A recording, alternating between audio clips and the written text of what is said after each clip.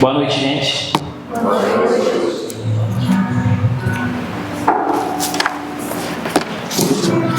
A gente vai encerrar hoje a nossa série O Dia do Senhor. Estou bastante animado. Queria fazer mais uma oração. Espírito Santo,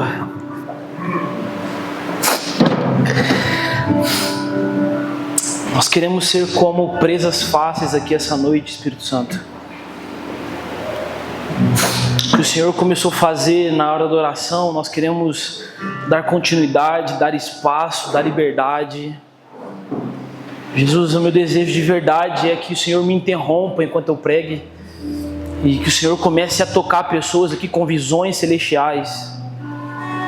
Que enquanto eu pregue, Espírito Santo, o Senhor seja maior do que eu, seja mais ouvido do que eu, seja mais sentido do que eu, Jesus. Eu oro para que a realidade dos céus nesse momento comece a ser mais real do que o chão que a gente pisa, do que o ar que a gente respira. Nós não estamos em um ambiente natural, nós não estamos fazendo algo natural ou comum, nós estamos diante da presença de Jesus, e isso deve gerar temor em nós, isso deve gerar alguma coisa no nosso espírito que nos leve a mais devoção, que nos leve, ó Deus, ao arrependimento verdadeiro, que nos leve a te ver de verdade.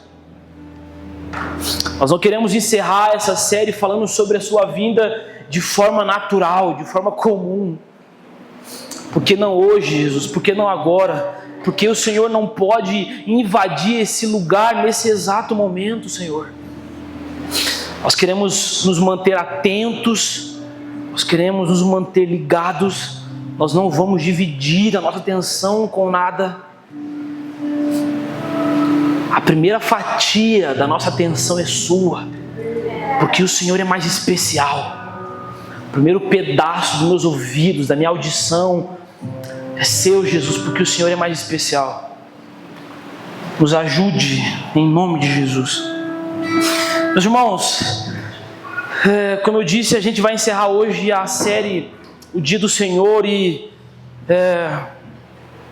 Cara, eu aproveitei demais essa série. Eu acho que todas as mensagens elas foram muito certeiras, muito objetivas, assim. E por mais que a gente todo ano fale sobre isso, fale sobre a volta de Jesus, todo ano é uma esperança renovada, é um vigor renovado. Parece que a gente recebe uma injeção de ânimo quando a gente ouve falar sobre a vinda de Jesus. Deve ser porque a nossa maior esperança, o nosso principal combustível para continuar caminhando, para continuar andando, é saber que nós não estamos aqui fazendo o que estamos fazendo por acaso.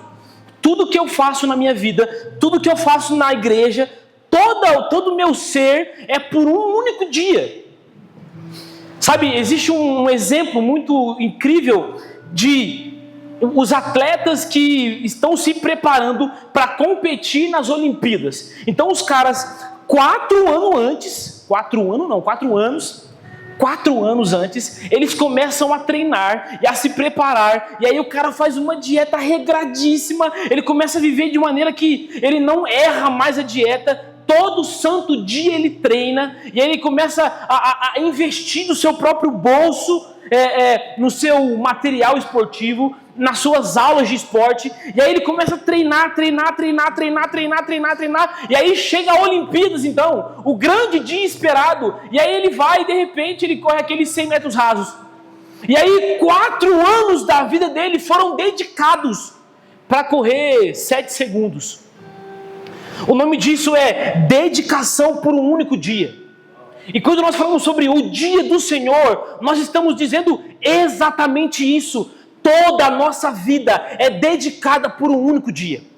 Nós esperamos, nós vivemos esperando, e esperando vivemos por um único dia, o dia do Senhor. E a nossa intenção, na verdade a nossa esperança com essa série é que essas mensagens gerem na igreja, gerem em vocês uma santa obediência, uma santa vocação. Nós queremos que esse tipo de mensagem, meus irmãos, gere na igreja homens e mulheres que comuniquem uma mensagem com o seu estilo de vida. Porque quando eu olho para esse atleta e eu vejo ele acordando 5 horas da manhã, dormindo 7 da noite, não errando nenhum tipo de refeição, todos os amigos indo para a balada, todo mundo fazendo o que é sugestível à vida, e ele segue firme, a vida dele está pregando uma mensagem: eu estou me preparando para um único dia. E aí, eu queria começar o sermão de hoje perguntando: a sua vida, se eu olhar agora para a sua vida, para o seu casamento, para a nossa comunidade, qual mensagem que nós comunicamos? Qual mensagem que, sem precisar falar, as pessoas olham e observam?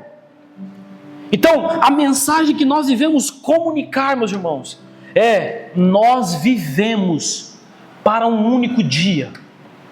Nós vivemos para o dia do Senhor. E aí, quando nós falamos sobre trabalho, família, igreja, dinheiro, tudo isso deve comunicar uma única coisa: a minha família vive para o dia do Senhor. O meu dinheiro vive para o dia do Senhor. A minha igreja vive para o dia do Senhor. Tudo que nós façamos deve apontar para o único dia, o dia do Senhor. E essa é a mensagem que nós devemos pregar com nossas vidas. O Felipe começou lendo um texto, Atos 1:19. Jesus está com os discípulos e aí de repente Jesus começa subindo assim, e é assunto aos céus, e os discípulos ficam assim. Agora imagina, mano, tô andando aqui com o Eduardo aqui, de repente ele vai subindo assim e some. Eu também ficaria assim: oxi, o que aconteceu? E aí de repente aparecem 2 anjos e falam assim: homens galileus, o que vocês estão fazendo? Do mesmo jeito que vocês viram ele subir, ele vai voltar, vá viver a vida. E agora, nesse momento, o anjo prega a boa notícia da esperança, que é: querendo você ou não, igual o Lê falou semana passada, você estando apto ou não, a semente está crescendo. Você estando preparado ou não, do mesmo jeito que ele subiu, ele voltará. E aí, o chamado, na verdade, o envio dos anjos é: agora vocês precisam ir e tornar a mensagem carne em vocês. Por quê, meus irmãos? Nós, como comunidade, nós corremos um grande risco. Nós somos uma comunidade que nós prezamos por um bom sermão, por nos dedicar e pregar somente as Escrituras. Nós, por exemplo, para quem não sabe, a gente tem um grupo de pessoas que é responsável por dar feedbacks depois da mensagem. Depois que eu pregar aqui, dá até nervoso de falar isso. Depois que eu pregar aqui, vai ter um grupo de pessoas que vai me julgar, para saber se eu preguei direito ou não, para saber se eu falei alguma besteira ou não. Por quê? Porque nós, como comunidade, nós damos valor à palavra de Deus, nós damos zelo à palavra de Deus. Então nós queremos viver de maneira com que o Senhor se agrade de nós. Mas o problema e o possível erro e risco que a gente corre em ser uma igreja que ama falar, que fala muito bem, que expressa muito bem, que sabe explicar o dia do Senhor de cor e salteado, é os nossos lábios confessar, mas o nosso coração está distante. Nós não podemos cair num lugar onde eu sei de cor tudo o que irá acontecer. E eu confesso com os meus lábios, mas o meu coração está distante. Nós precisamos caminhar para um lugar de praticidade do Evangelho. Praticidade do Evangelho. Então, Gi, como é que eu vou praticar o dia do Senhor? E essa vai ser a mensagem de hoje. Como nós podemos praticar o dia do Senhor? Meus irmãos, falar sobre o dia do Senhor não é falar sobre o futuro. Falar sobre o dia do Senhor é falar sobre o hoje. Falar sobre o agora. Uma coisa que eu aprendi, eu nunca mais esqueci, é que profecias não falam sobre o futuro, profecias falam sobre o que é eterno. Então o dia do Senhor não é futuro, o dia do Senhor é eterno, então é hoje. Vocês estão comigo, gente? Sim. E aí a gente começa, cara, então se eu corro o risco de confessar com os meus lábios e o meu coração está longe, eu preciso me atentar a isso. Porque olha como isso é sério. Nós estamos falando sobre o dia do Senhor. E eu vou explicar melhor o que é isso. Mas nós estamos falando sobre o dia do Senhor. E sobre o dia do Senhor há a possibilidade de o Dedê confessar toda a sua vida. Desejar com os lábios toda a sua vida. Mas no dia do Senhor ser tratado como um inimigo de Deus. Por quê? Porque nós pensamos, nós caímos nos erros de achar que por sabermos a ordem cronológica dos eventos, isso nos torna pronto. Isso nos torna preparados. Não, então, Gi, eu sei que vai ser assim, assim, assim, assim, assim, assim. E aí vai ter a grande tribulação. E aí vai ter o princípio das dores. E aí Jesus vai vir desse jeito. Vai vir com esses anjos. E vai fazer tudo isso daqui. Mas o meu coração não está preparado para o dia do Senhor. Então, conhecimento não te prepara. O que prepara? Relacionamento. Relacionamento. Meus irmãos, eu amo aprender sobre escatologia. É um assunto que, de tempos em tempos, assim, eu me debruço sobre isso. Só que o entendimento, o conhecimento, não te prepara, não te torna aprovado. O que te torna aprovado ou não para o dia do Senhor é qual é o tipo de estrutura que você está construindo para quando o dia do Senhor vier, você suportar. Então, quando nós ensinamos sobre o dia do Senhor, não é para você ter bagagem simplesmente teórica, mas é sobre você, Ruth, começar a construir uma arca firme. Começar a construir uma estrutura que é capaz de suportar o que há de vir. Então, o que é o dia do Senhor? O Lê explicou um pouco sobre isso, mas o dia do Senhor, ele não é, na verdade, um único dia específico. Tipo, dia tal, esse é o dia do Senhor. Na verdade, a Bíblia, ela tem o dia do Senhor, ela nomeia o dia do Senhor num período de tempo, na verdade. Então, quando começar a grande tribulação, o dia exato que Jesus virá e os 1000 anos do reino milenar, esse conjunto, esse período de tempo é chamado o dia do Senhor. Então, recapitulando, do começo da grande tribulação até o final do reino milenar é nomeado como o dia do Senhor. E depois disso começa um período chamado estado eterno. Quem estava nesse aí está ligado, né? Quem não estava vai para o inferno. Estou zoando. É só para vocês irem tomar água. Então o dia do Senhor é isso. Esse período de tempo que a Bíblia nomeia como dia do Senhor. E aí, hoje eu queria falar sobre o dia exato, na verdade, da volta de Jesus. E enquanto eu escrevi, o sermão, eu queria muito fazer um sermão e uma pregação de descrever como é que seria o dia do Senhor, como é que será, na verdade, o dia do Senhor, como é que vai ser a hora que Ele rasgar os céus e tudo mais. Mas o Espírito Santo me levou para falar sobre o que o dia do Senhor, qual é o reflexo que o dia do Senhor está gerando no nosso hoje, no nosso agora. Qual é o entendimento, qual é o tipo de ação, de atitude que o entendimento do dia do Senhor tem gerado no seu agora. Porque escatologia e o dia do Senhor e toda essa série aqui, ela não pode ser engavetada. Tipo, olha que legal, aprendi muito bem, agora eu sei de tudo, e eu pego esse conhecimento e eu coloco ele na gaveta. Não. Precisa gerar algo físico. Precisa gerar uma atitude sólida na sua vida. Amanhã eu preciso olhar para a sua vida e saber que você está aguardando o dia do Senhor. Então, eu queria que vocês abrissem comigo Malaquias 3:10, estou zoando, não é oferta não.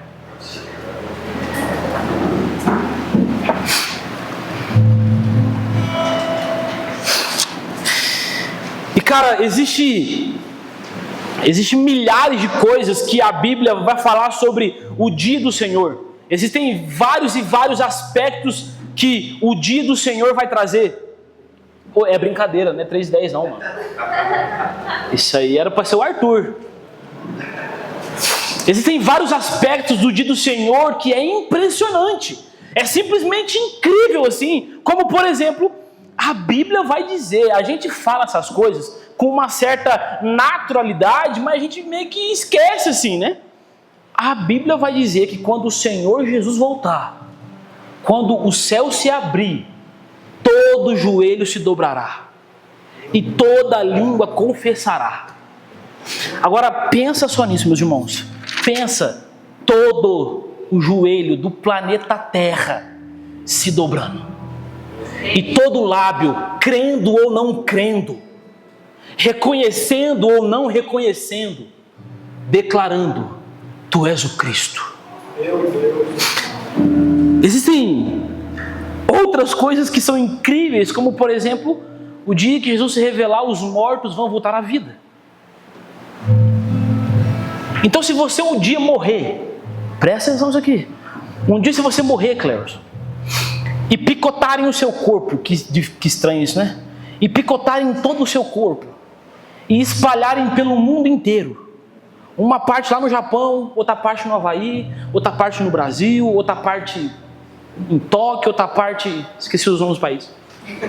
Pelo planeta inteiro. Quando Jesus voltar, de alguma forma, todos os seus pedaços vão se juntar de novo. E você vai ressuscitar. Isso é muito louco.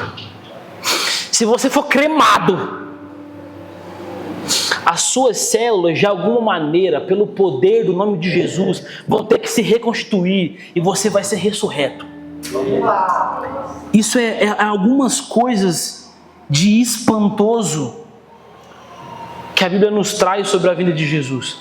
A Bíblia fala que Jesus aparecerá e o rosto dele brilhará como o sol do meio-dia. Fala que os olhos de Jesus é como bolas incandescentes de fogo. Seu cabelo é branco como a neve, alvo como a neve. Da sua boca sai uma espada. É uma visão de anjos e seres celestiais vindo junto com Jesus. Eu queria fazer um exercício mental agora. Feche os olhos por alguns segundos.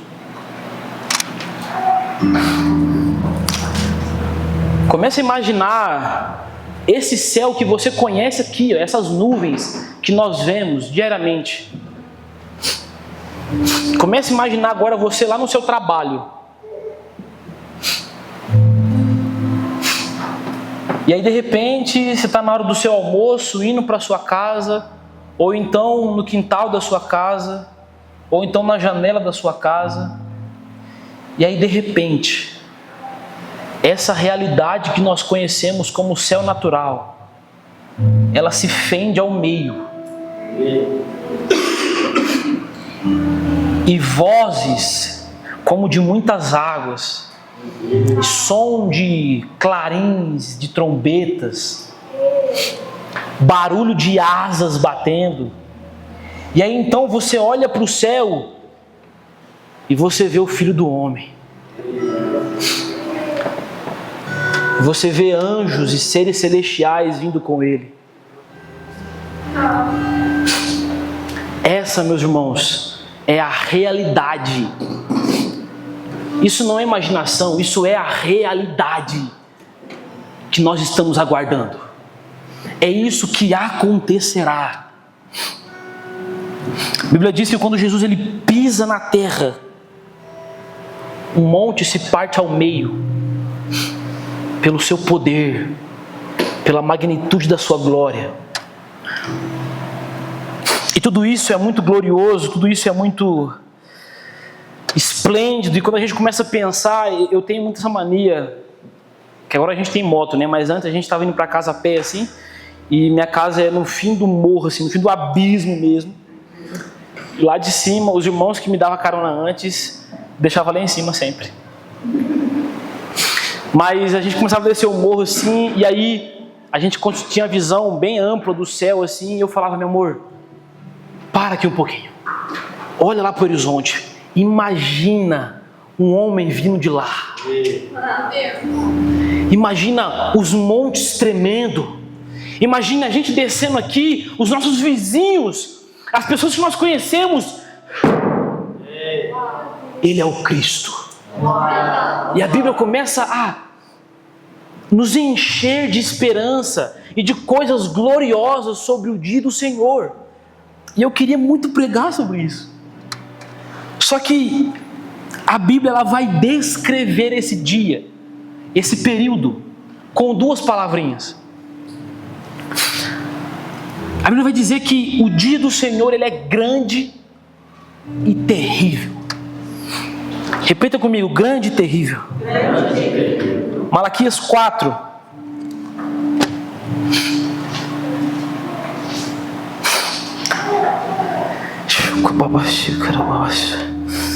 Olha o que diz Malaquias 4, versículo 1.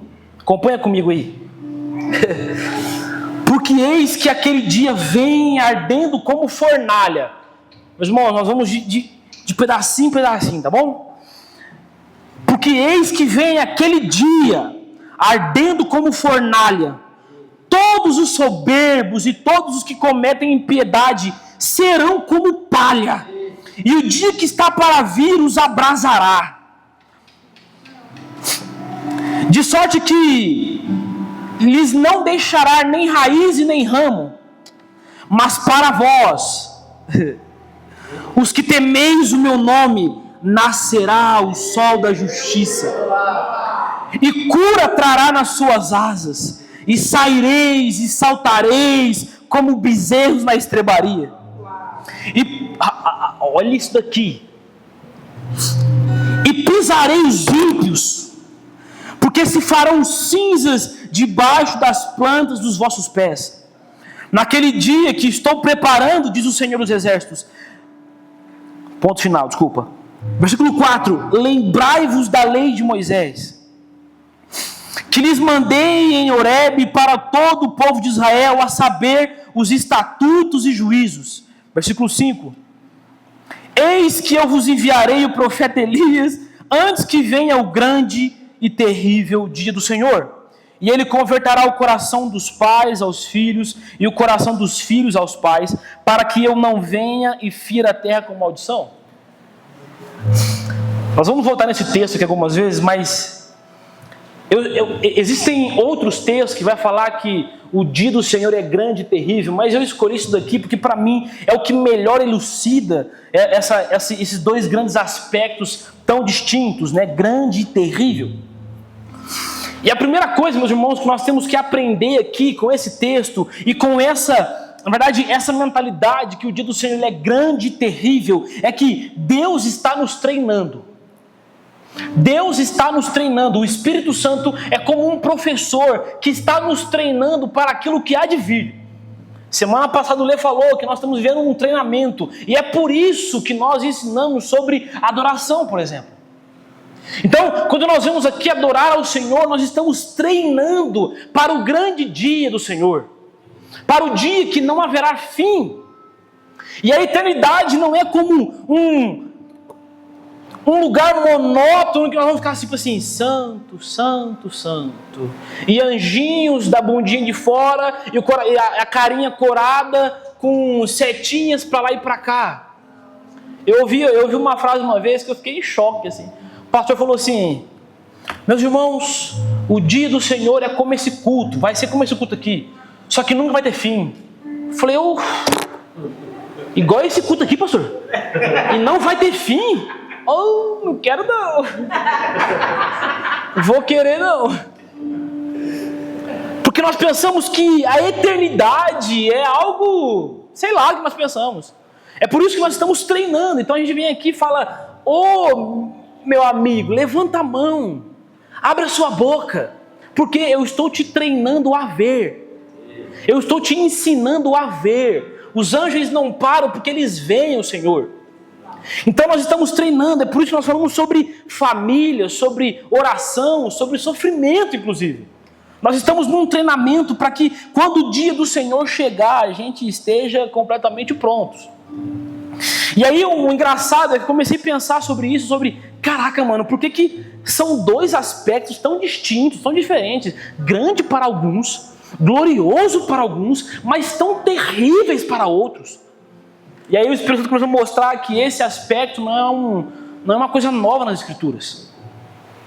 Por exemplo, quando nós olhamos para a história, nós vamos ver que o dilúvio ele foi grande para Noé e sua família, mas ele foi terrível para a humanidade. Em Sodoma e Gomorra nós vemos Deus livrando através da intercessão de Abraão, Ló e sua família. Mas nós vemos Deus destruindo aquela cidade, mostrando também a parte, o aspecto terrível da intervenção de Deus.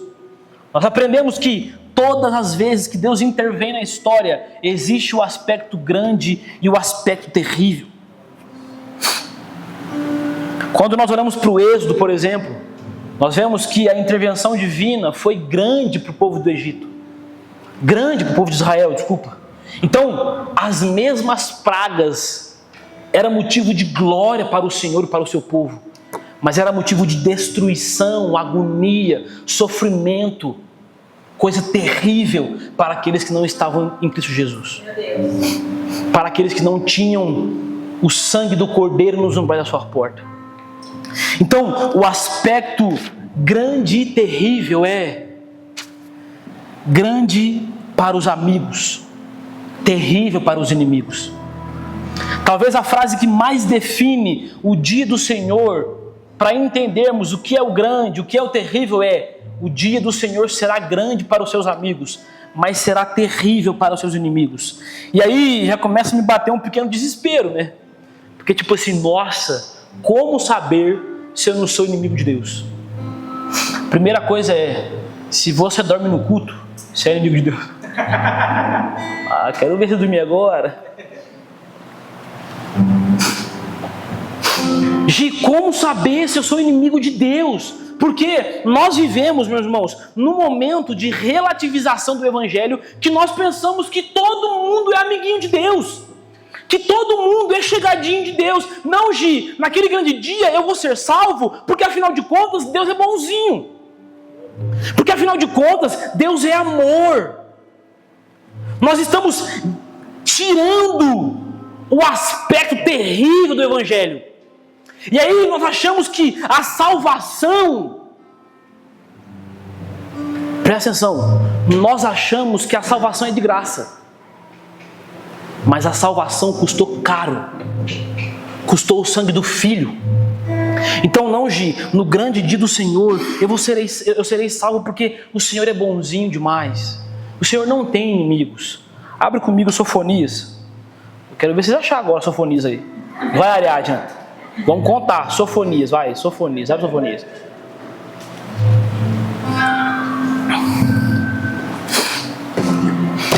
Meus irmãos, eu quero ler esse texto com vocês para trazer a mentalidade do aspecto terrível de Deus. Meus irmãos, Deus é terrível. Deus é terrível. Deus é grande, mas Deus é terrível. Para quem acha que Deus não tem inimigo, Sofonias capítulo 1, versículo 14, diz o seguinte: o grande dia do Senhor está próximo e logo vem. Ouçam, o dia do Senhor será amargo, nele até os guerreiros gritarão. Aquele dia será um dia de ira, dia de aflição e angústia, dia de sofrimento e de ruína, dia de trevas e escuridão, dias de nuvens de negridão, dias de toque de trombeta e gritos de guerra contra as cidades fortificadas e contra as torres elevadas. Olha o que Deus diz, olha o que o seu papaizinho bonzinho diz: trarei aflição aos homens e eles andarão como se fossem cegos, porque pecaram contra o Senhor. O sangue deles será derramado como poeira e as suas entranhas como esterco. Nem a sua prata, nem o seu ouro poderão livrá-los no dia da ira do Senhor. Sabe o que Deus está dizendo aqui?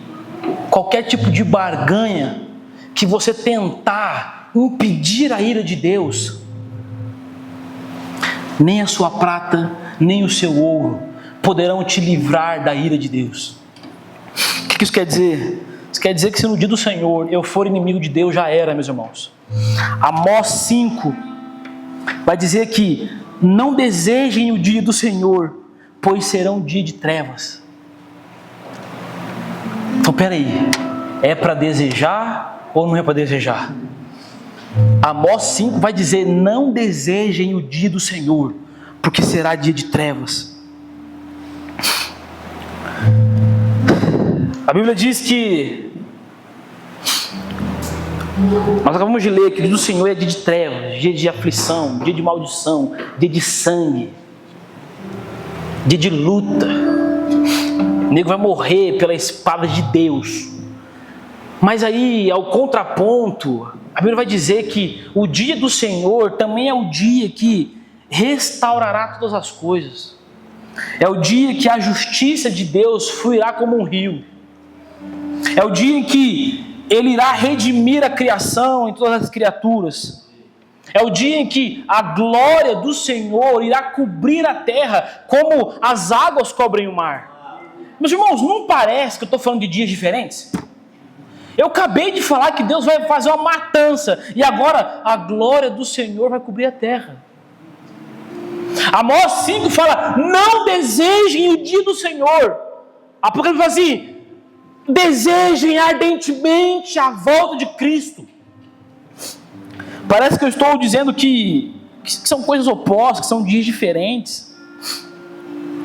Mas o texto que a gente leu vai dizer que o sol ele nascerá. Para alguns ele será terrível. Para outros ele será incrível, será grande. E aí, abre comigo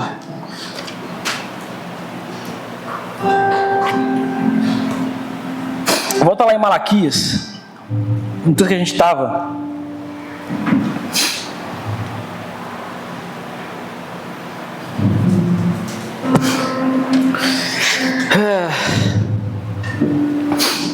Meus irmãos, nós precisamos entender que eu vou repetir isso daqui porque é uma coisa muito séria, tá? Nós não podemos colocar o dia do Senhor e o entendimento da volta de Jesus como mais um assunto que eu aprendi, mais um tema da ECC, mais uma pregação, mais uma série de pregações, e aí eu vou para minha casa e eu continuo vivendo a minha vida como se nada tivesse acontecendo. Nós precisamos de uma inconformidade que todo cristão tem que ter. Todo cristão precisa ter inconformidade de: as coisas não estão do jeito que deveriam estar. Eu preciso olhar para o mundo, eu preciso olhar para a minha vida, eu preciso olhar para a igreja e para a sociedade, e um grito precisa nascer em mim: as coisas não estão do jeito que tem que estar. Só que o problema disso é que nós até temos essa inconformidade, só que aí a gente pega e coloca a nossa esperança em um político não corrupto. Eu digo: não, aquele deputado lá, ele não é corrupto.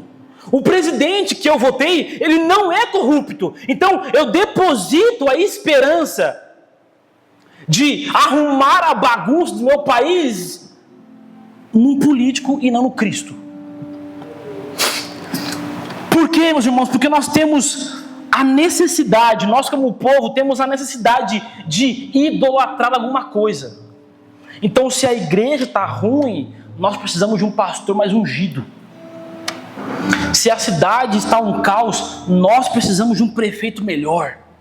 Se o país está quebrando, nós precisamos de um sistema de cá, de um político de lá. Não. Nós precisamos de Cristo.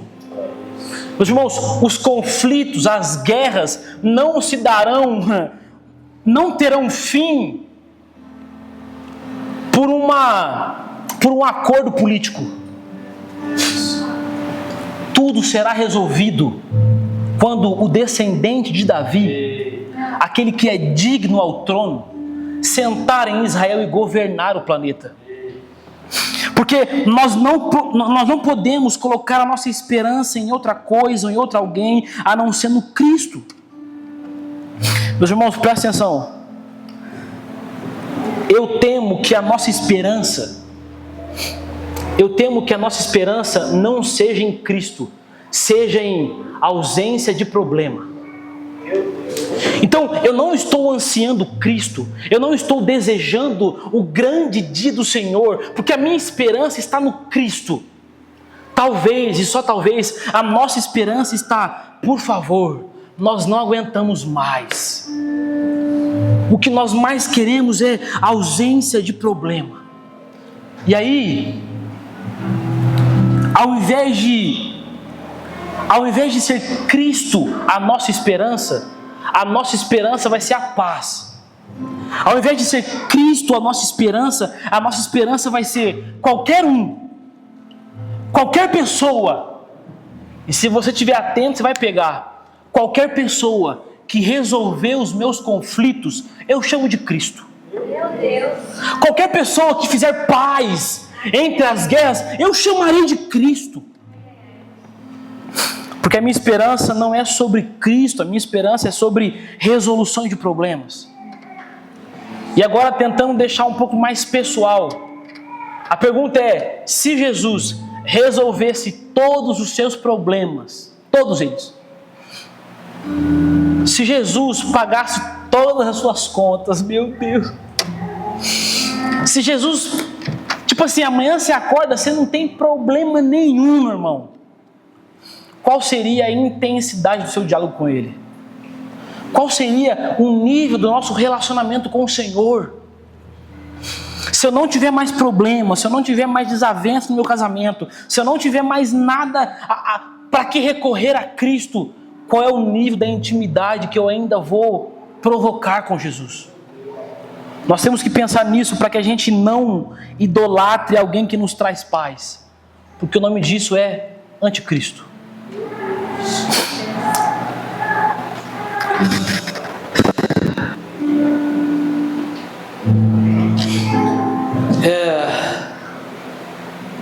Existe uma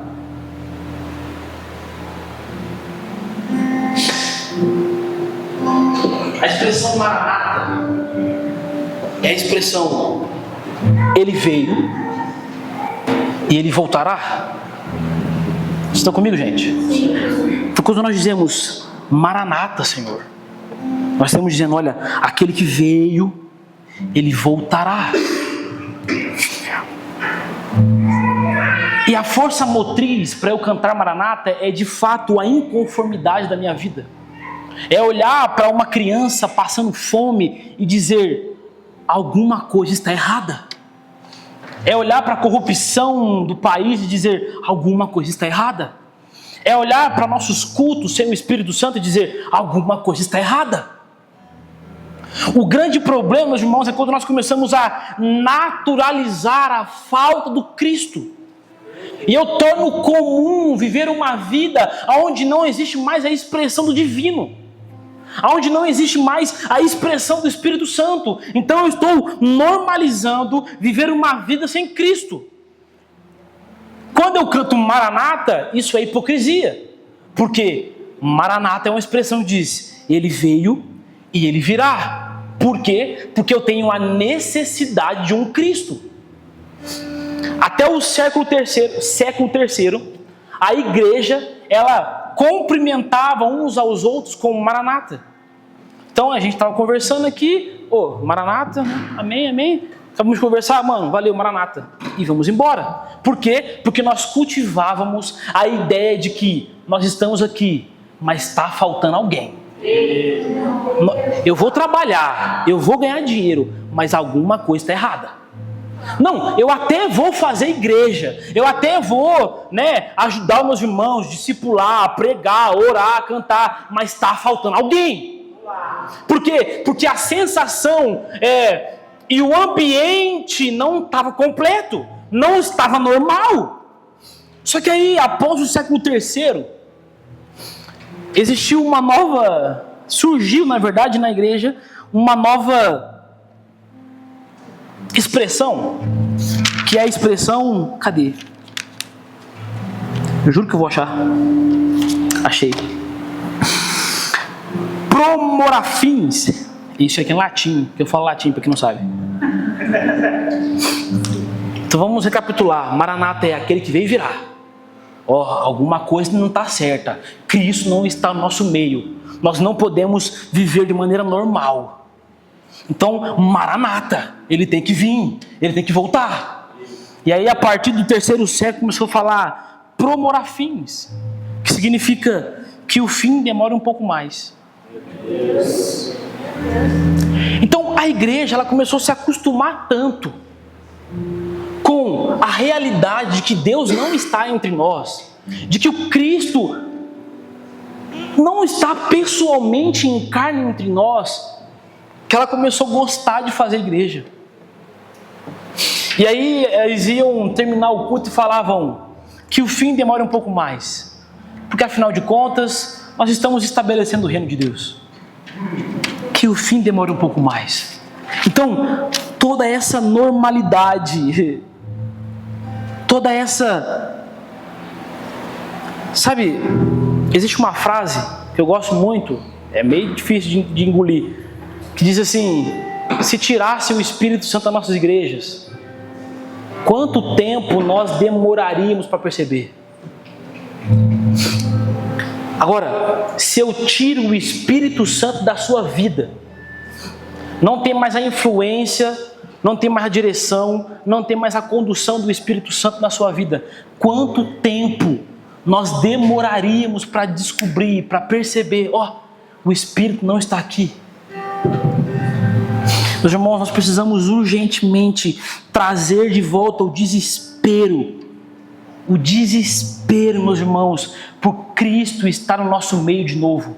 Não é simplesmente pelas ações do Cristo, mas o Cristo.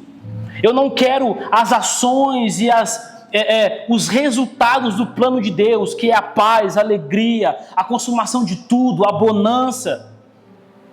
Esse é o plano de Deus e amém. Eu não quero só isso, eu quero o Cristo, o homem do plano, o homem que está no centro do plano. É por isso que o combustível da nossa fé, nós como CMD, nós falamos muito sobre isso daqui, né? O combustível da minha fé, o combustível que faz eu levantar todos os dias, que faz eu caminhar, que faz eu pregar o evangelho, que faz eu trabalhar, que faz eu fazer igreja, que faz eu fazer família, é uma única promessa: eis que venho sem demora. Jesus um dia disse: eis que venho sem demora. E aí eu pego isso e eu coloco na minha vida. Só que eu pego essa promessa, eu começo a viver, mas o Espírito Santo precisa purificar o meu entendimento dessa promessa, porque senão eu começo a desejar a Cristo, não pelo que Ele é, mas pelo que Ele produz. Se Cristo produz paz, eu quero paz. Se Cristo produz bonança, eu quero bonança. A primeira mensagem da CMD foi: nós somos como benjamins, aqueles que repartem os despojos. Por quê? Porque a nossa herança é o Cristo.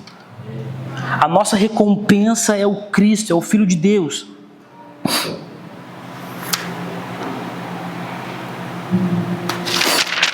Vamos lá em Malaquias, vamos voltar lá. Vocês estão comigo, gente?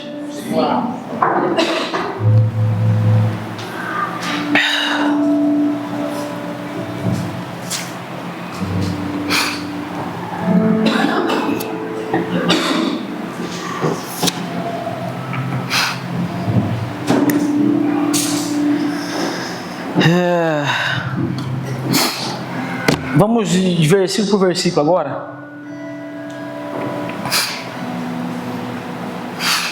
O versículo 1 vai falar: porque eis que aquele dia vem ardendo como fornalha.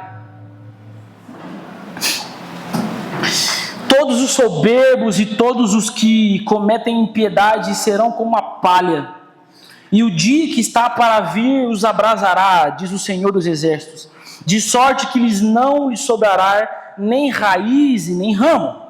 Então vamos lá. Malaquias está descrevendo um dia. Pensa comigo aqui.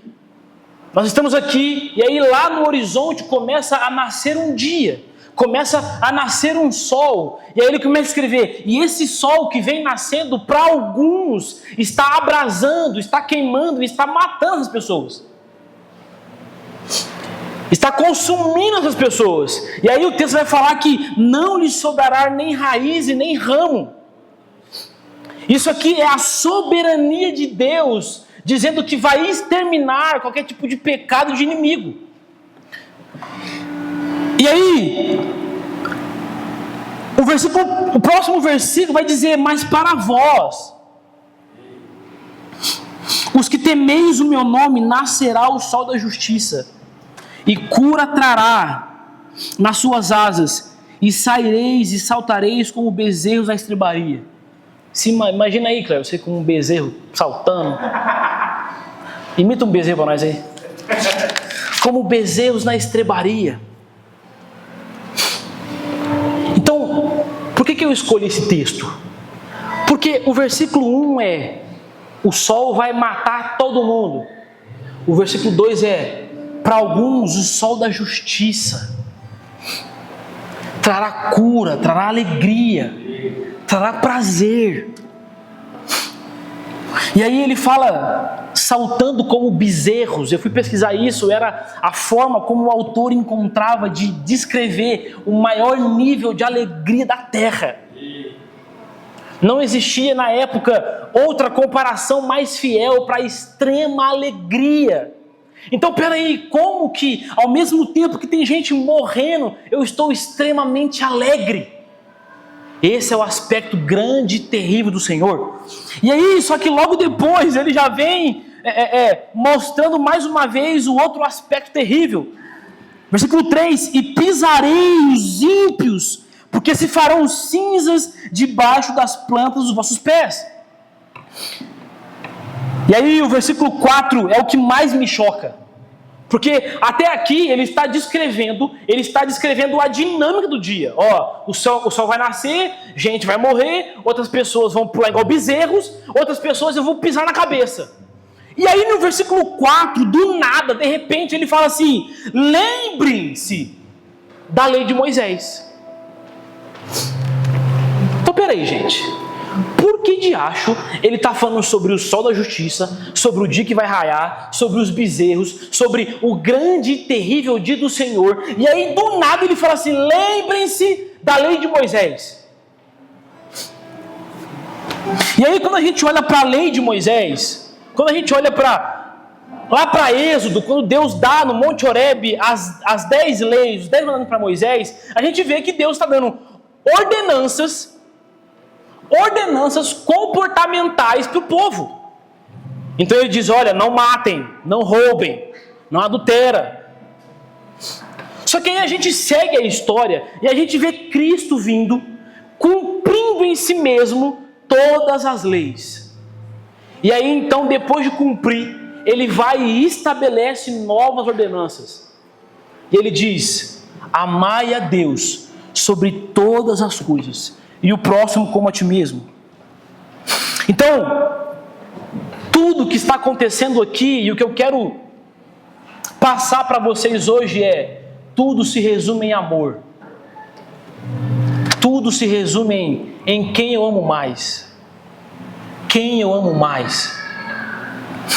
A dinâmica nascerá um sol para a destruição de alguns, para a glorificação de outros. A pergunta surge: quem nós seremos? Os que são destruídos ou os que são glorificados? A resposta é: onde está o nosso amor? Quem nós amamos mais, meus irmãos?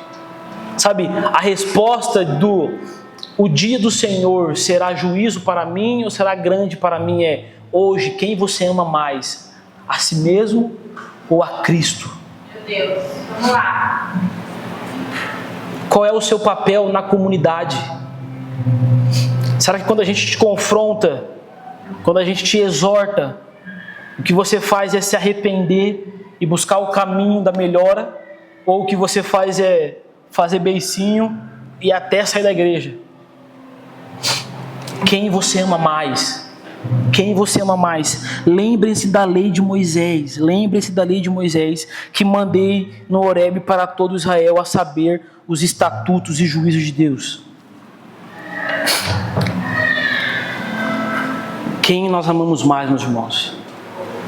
O que vai nos guardar para o grande dia do Senhor não é o quanto eu frequento a igreja, não é o quanto eu honro o meu pastor, não é o quanto eu leio a minha Bíblia, é o quanto eu amo o Senhor.